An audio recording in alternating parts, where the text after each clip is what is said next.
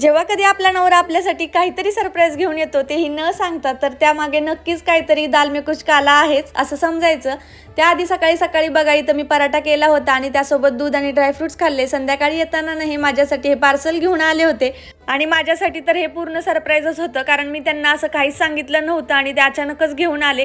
माझा अवतार बघून तुम्हाला समजलंच असेल, पण मी बिचारी भोळी बघा, मला असं वाटतं की खरंच हे माझ्यासाठी काहीतरी सरप्राईज घेऊन आले, तेही न सांगता.